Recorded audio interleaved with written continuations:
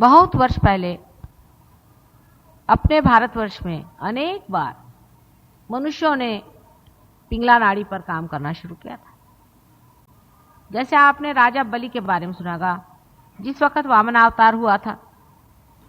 राजा बलि कहने को धार्मिक आदमी थे,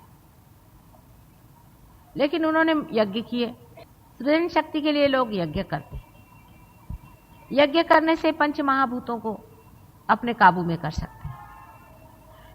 इसकी जो इच्छा या प्रेरणा है वो है कि सारे संसार को अपने हाथ में ले लेना, सारे संसार की सत्ता अपने अंदर ले लेना, सारे पृथ्वी में हम चक्रवर्ती राजा बन जाएं, फिर उसमें असुरों का राज्य बढ़ जाए, असुर इसमें बलशाली हो जाए, और देवों में भी इस तरह की इच्छाएं होती। लेकिन असुरों की इच्छा, क्योंकि उनमें धर्म नहीं होता था, इसलिए बलवती होती थी। और जब जिस तरह किसी गाड़ी में अगर ब्रेक न हो तो जिस तरह से वो बिल्कुल ढलकती हुई चली जाती है, इसी प्रकार उनकी भी इच्छाएं इसी तरह से बहती थी। उसमें मदद करने के लिए पहले जमाने में भी बहुत से विद्रूप तरह के गुरु लोग उपस्थित होते थे, और कुछ कुछ उसमें से तो आश्चर्य की बात है कि ब्राह्मण थे, माने रियलाइज हो।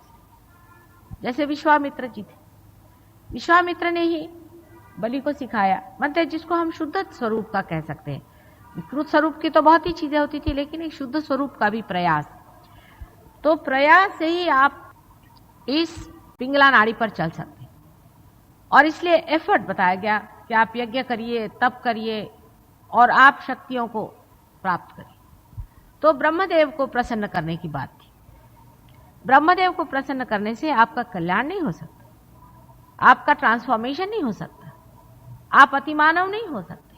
लेकिन हाँ, हो सकता है कि आपको जल तथा वायु आदि जो कुछ भी 5 तत्व हैं उन पर आप पे कोई प्रभुत्व आ जाए, या हो सकता है कि आपके अंदर कुछ इस तरह की बलशाली शक्तियां अंदर आ जाएं जिसके कारण आप सबका वध कर सके, मार सके। ये शक्तियां जो भी हैं ये हमारे गायत्री आदि मंत्रों से शुरुआत होती है, और इस प्रकार की 7 शक्तियां हमारे अंदर में हैं जिनको हम प्राप्त हो सकते हैं। उनको प्राप्त करने के लिए अगर धर्म का अवलंबन हो ही ना तो अनेक विकृतियां आ सकती है। उसका उदाहरण राजा बलि का। राजा बलि जब तप करने लगा तो उसने ब्रह्मदेव से वरदान मांगा कि मैं सारे देवताओं का नाश कर सकूं, उनका वध कर सकूं। तब आपको मालूम है कि वामनावतार हुआ था।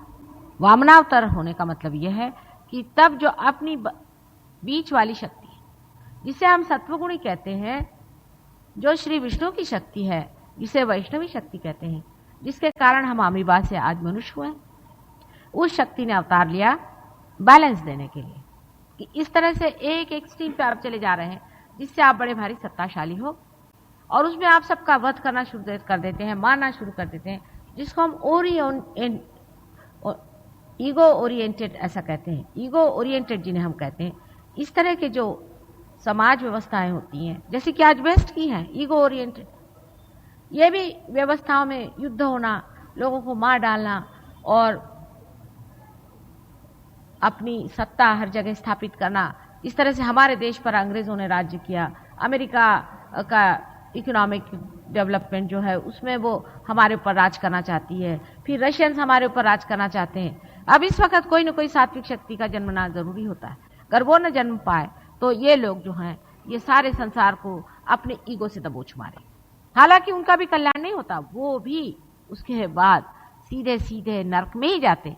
लेकिन उससे जो लोग उनसे मारे जाते हैं, काटे जाते हैं, उनका जो हाहाकार होता है, उनकी जो तकलीफें होती हैं, और उसी के कारण बहुत सारे इस तरह से दुर्घटनाएं और विपत्तियां आकर के अत्यंत साधुजनों का भी बहुत ही ज्यादा नाश होता है, और बहुत से लोग नरक में उतरे जाते हैं। वो अपनी शैतानी शक्ति को बढ़ाते रहते हैं, और उस शैतानी शक्ति के कारण में उनको ये भी नहीं ख्याल रहता है कि हम दूसरों का बुरा कर रहे हैं या उनकी हानि कर रहे हैं, और हम अपने ही अपने ही स्वार्थ को कैसे दूसरों पे लादे हुए, उनके खोपड़ी पे चढ़े हुए हम किस तरह से उनका भी सर्वनाश करें। इस तरह की आज समाज व्यवस्था भी इसी तरह की मुझे दिखाई दे रही। सारे संसार में ईगो ओरिएंटेड समाज व्यवस्था है। इस वक्त अपने देश में संतुलन की बात हो सकती है।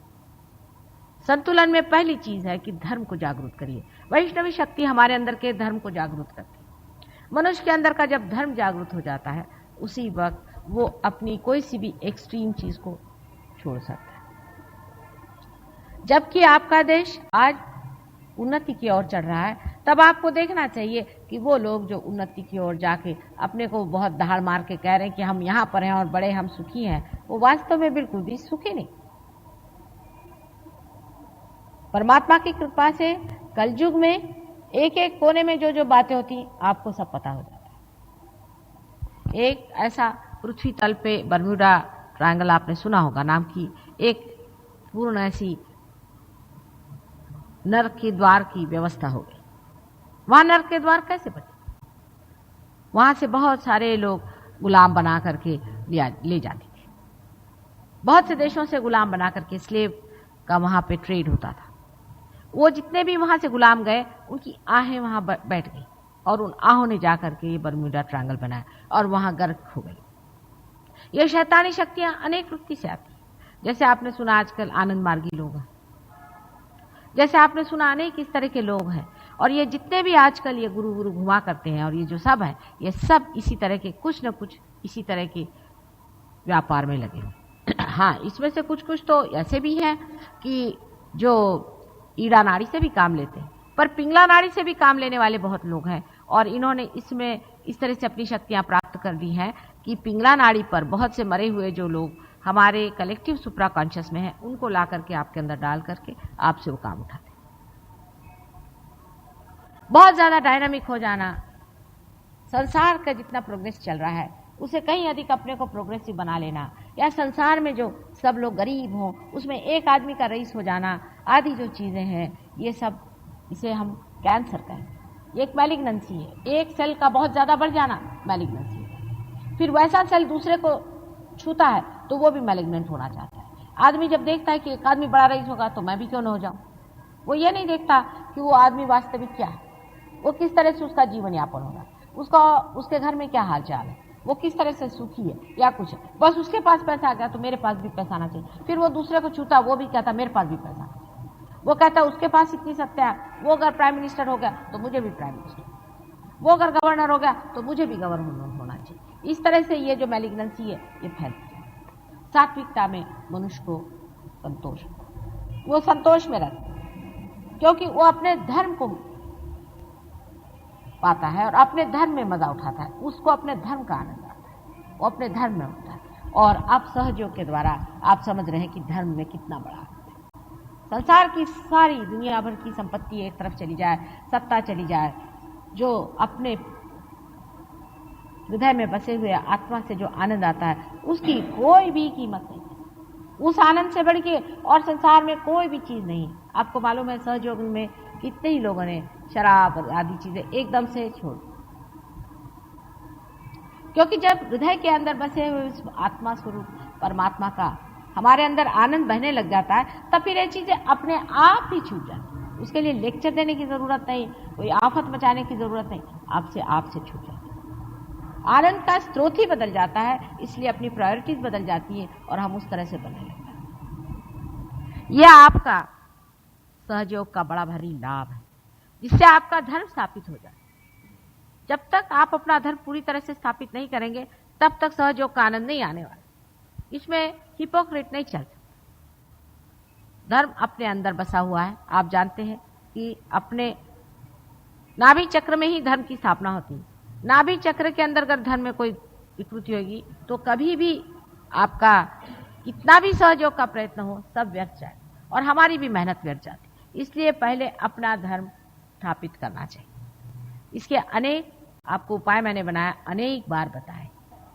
अब जब हमारा देश इस तरफ बढ़ रहा है कि हम अपने को बढ़ाएं, अपने को बड़ा करें, अपने को हम उन देशों से मिलाएं जो दुनिया में बड़े रईस बन के घूमते हैं, तब हमारे देशवासियों को सोचना चाहिए क्या हमारे अंदर सब कुछ वही आना चाहिए जो उनके अंदर आया है, या कुछ हमें भी उसमें बैलेंस करना है।